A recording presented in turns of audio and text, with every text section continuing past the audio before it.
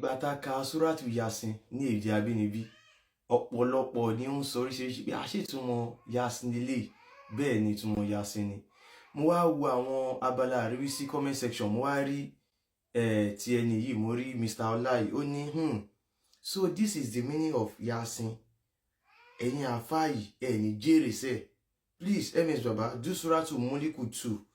We will be saying Amen as if they were praying for us. Now, ẹ ká wá wo nǹkan tó wà ní Suratu Muliku. Mo mọ̀ pé ọ̀pọ̀lọpọ̀ ni wọ́n á máa ka àyà yẹn fún. Wọ́n á dẹ̀ ní kẹ́ máa sanwó, kẹ́ tún máa pa ẹran. Suratu Muliku, Quran chapter 67. Kí ni nǹkan tó sọ? Ó ní, ìbùkún ni fún ẹni tí gbogbo ìjọba wà ní ọwọ́ rẹ̀. Òun sì ni alágbára lórí gbogbo nǹkan. Ẹni tí ó dá ikú àti ìṣẹ̀mí nítorí kí ó lè dán yín wò. Èwo nínú yín ló máa ṣe iṣẹ́ rere jùlọ? Òun sì ni alágbára, aláforíjì. Ẹni tí ó dá àwọn sánmọ̀ méje ní ìpele ìpele. O ò lè rí àìgúnrégé kan lára ẹ̀dá aláàánú jùlọ. Nítorí náà, wò ó padà. Ǹjẹ́ o rí ojú sísán lára sánmọ̀? Lẹ́yìn náà, wò ó padà lẹ́ẹ̀mejì. Kí ojú rẹ padà sí ọ̀dọ̀ rẹ̀ pẹ̀lú ìyẹpẹrẹ, o sì máa káàárẹ̀. Dájúdájú, a ti fi àwọn ìràwọ̀ tó ń tàn mọ́lẹ̀ bí àtùpà ṣe sánmọ̀ ilé ayé ní ọ̀ṣọ́. A tún ṣe wọ́n ní ẹ̀ta ìràwọ̀ tí wọ́n ń jù mọ́ àwọn àṣà ìtàn. A sì pèsè ìyà iná tó ń jó sílẹ̀ dè wọ́n. Ìyà iná Jáhánámọ̀ sì wà fún àwọn tó ṣàìgbàgbọ́. Ìkángun náà sì burú. Nígbà tí wọ́n bá jù wọ́n sínú rẹ̀, wọn yóò máa gbọ́ kíkún rẹ̀ tí yóò sì máa ru sókè. Iná máa fẹ́ pínra rẹ̀ láti ara ìbínú. Ìgbàkígbà tí wọ́n bá ju ìjọ kan sínú rẹ̀, àwọn ẹ̀ṣọ́ iná yóò máa bi wọ́n léèrè pé, ǹjẹ́ olùkìlọ̀ kan kò wá bá yín bí?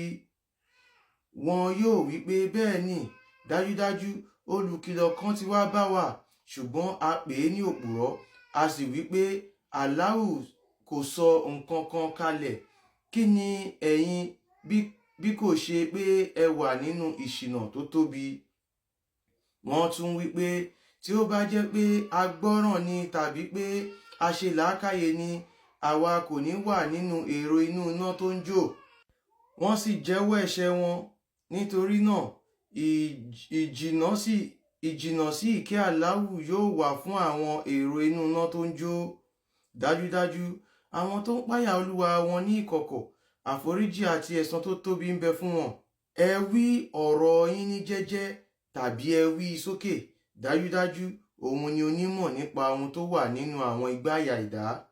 Ṣé kò mọ ẹni tó ṣẹ̀dá ni? Òun sì ni aláàánú alámọ̀tán. Òun ni ẹni tí ó rọ ilẹ̀ fún yín. Nítorí náà, ẹ rìn ní àwọn agbègbè rẹ̀ káàkiri, kí ẹ sì jẹ nínú àrísìkí rẹ̀. Ọ̀dọ̀ rẹ̀ sì ni àjíǹde ẹ̀dá wà.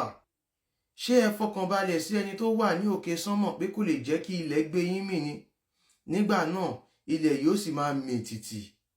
Tàbí ẹ fọkànbalẹ̀ sí ẹni tó wà ní òkè sánmọ̀ pé kò lè fi òkúta iná ránṣẹ́ sí yín ni?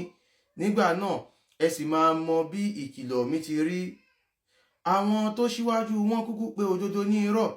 Báwo sì ni bí mo ṣe fi ìyà kọ aburú wọn ti rí?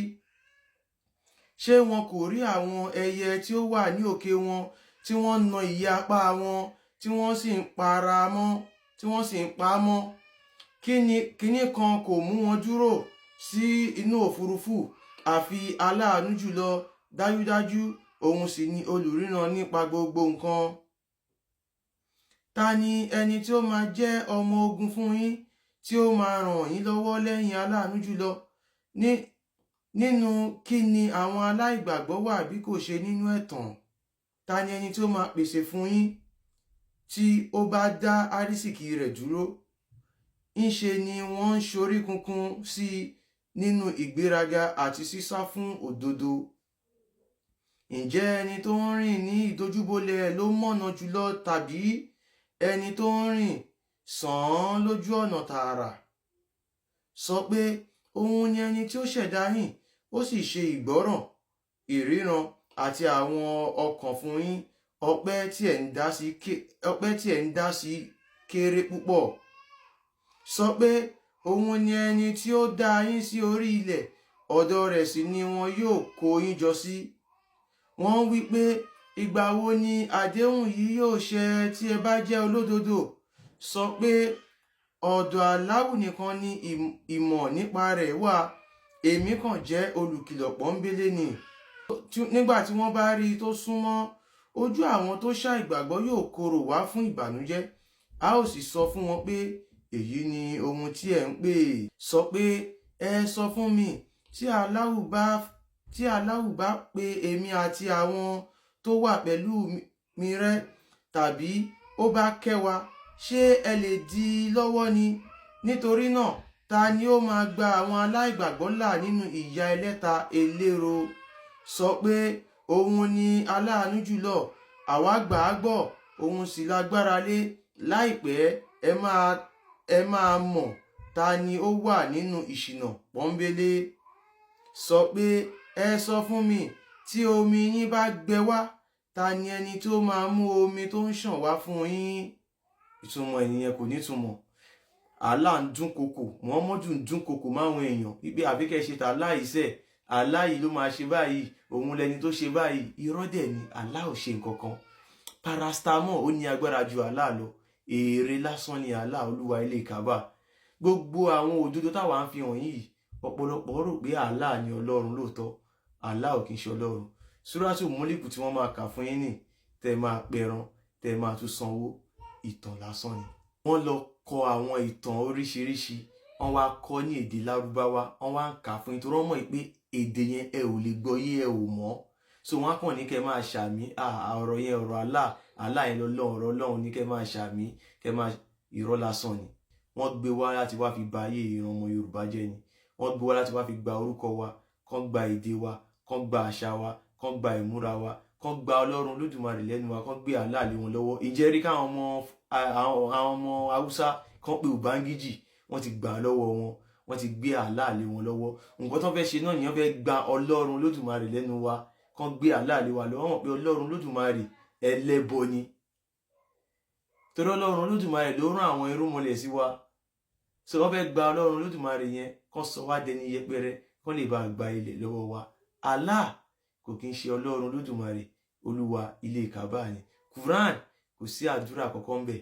Ìtàn ìjàpá àti yanrìnbó ni. Paracetamol ó ní agbára ju Allah lọ. Ẹ̀yin tèmi, mo sọ yìí, mo dúró. Ó dìgbà.